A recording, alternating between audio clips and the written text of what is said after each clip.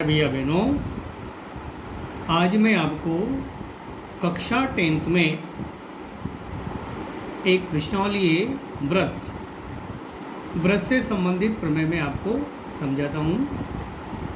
प्रमेय है, सिद्ध करो कि व्रत के किसी चाप द्वारा केंद्र पर अंतरित कोण उसी चाप द्वारा शेष परिधि पर अंतरित कोण का दुगना होता है।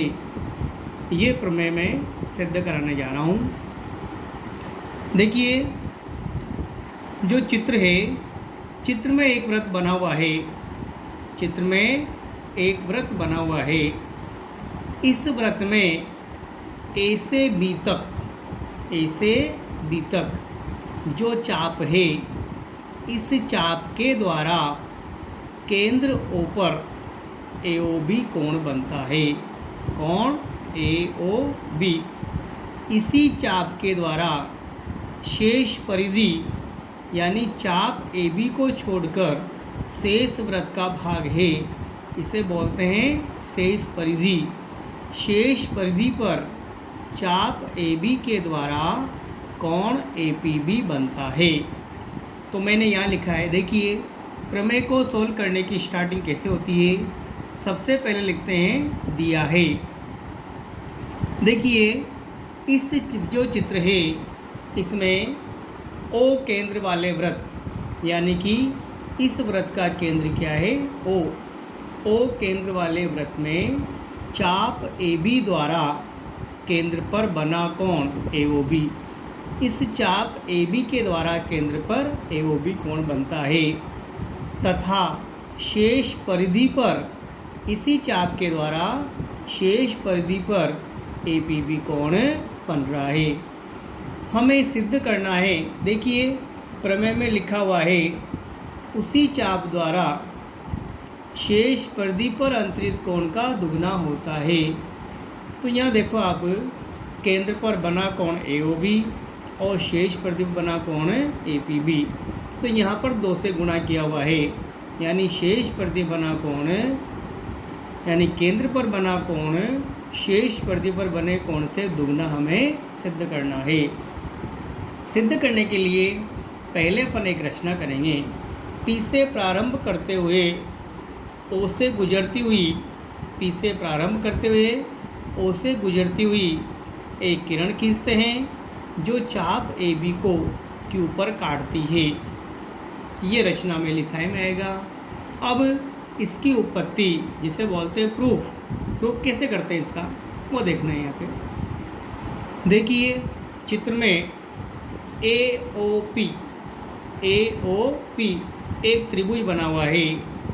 AOP, इसमें देखिए आप, केंद्र से परिधि को मिलाने वाली रेखाएं बराबर होती है, उन्हें त्रिज्या कहते हैं। तो यहाँ देखो आप, OA और OP एक ही वृत्त की 2 त्रिज्याएँ हैं। OA व OP एक ही वृत्त की 2 त्रिज्याएँ हैं और एक ही वृत्त की 2 त्रिज्याएँ क्या होती है, बराबर होती है। इसलिए OA बराबर OP।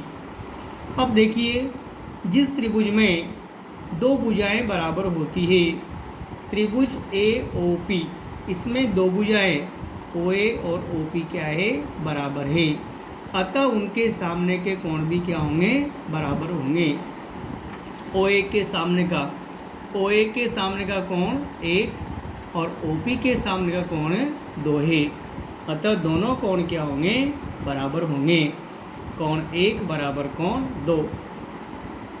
अब हमने पढ़ा है, क्योंकि त्रिभुज का बहिष्कोण अंतराभिमुख कोणों के योग के बराबर होता है। तो देखना यहाँ पर APO, इस त्रिभुज में कोण 3 बहिष्कोण है। कोण 3 क्या है, बहिष्कोण। देखो, जैसे कि बहिष्कोण कैसे, ये त्रिभुज है, ये त्रिभुज यहाँ बन रहा है।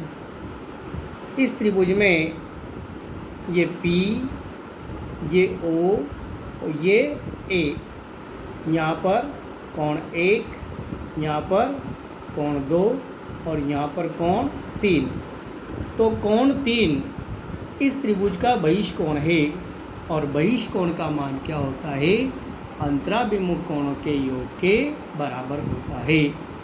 तो कोण 3 का मान 1 व 2 एंगल 1 प्लस एंगल 2 इन दोनों के योग के बराबर होगा। देखिए कोण 3 बराबर 1 प्लस 2, कोण 1 का कोण 1, लेकिन कोण 2 का मान इक्वेशन नंबर 1 से 1 और 2 दोनों बराबर है, तो जहाँ पर 2 लिखा हुआ है वहाँ पर कोण 1 लिख देंगे। कोण 1 2 बार आ रहा है, इसलिए मैं क्या लिखूँगा, 2 कोण 1। इसको मैं इक्वेशन नंबर 2 डाल दूँगा। इसी प्रकार जैसे कि हमने त्रिभुज AOP में सिद्ध किया है कि बहिष्कोण 3 का मान कोण 1 व कोण 2 के बराबर होगा, इसी प्रकार त्रिभुज POB में बहिष्कोण 6 है। त्रिभुज BOP में बहिष्कोण 3 व 6 है, बहिष्कोण 6, तो अंतर्मुख कोण 4 व 5 है। जैसे मैंने सिद्ध किया है कोण 3 का मान कोण 1 से दुगना है, इसी प्रकार कोण 6 का मान कोण 4 से दुगना होगा।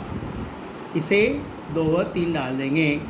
इक्वेशन 2 व 3 को जोड़ने पर आगे का आगे जोड़ेंगे और पीछे का पीछे जोड़ेंगे। Angle 3 plus angle 6 equal to 2 angle 1 plus 2 angle 4। इन दोनों में 2 कॉमन ले लेंगे। 2 कॉमन लेने के बाद ब्रैकेट में लिखेंगे एंगल 1 एंगल 4। देखिए एंगल 3 प्लस एंगल 6, अगर इन दोनों को जोड़ते हैं तो यहाँ पर AOB एंगल बनता है। तो जहाँ पर यहाँ लिखा है एंगल 3 प्लस एंगल 6, वहाँ लिख देंगे एंगल AOB, और जहाँ पर एंगल 1 प्लस 4 लिखा है तो APB, यहाँ लिखूँगा मैं एंगल APB। इस प्रकार हमें किसी चाप के द्वारा यानी चाप AB के द्वारा AOB कोण बन रहा है, उसी चाप द्वारा शेष परिधि पर ABB कोण बन रहा है, उससे ये दुगना है। अतः सिद्ध होता है कि वृत्त के किसी चाप द्वारा केंद्र पर बना कोण उसी चाप द्वारा शेष परिधि पर बने कोण का दुगना होता है।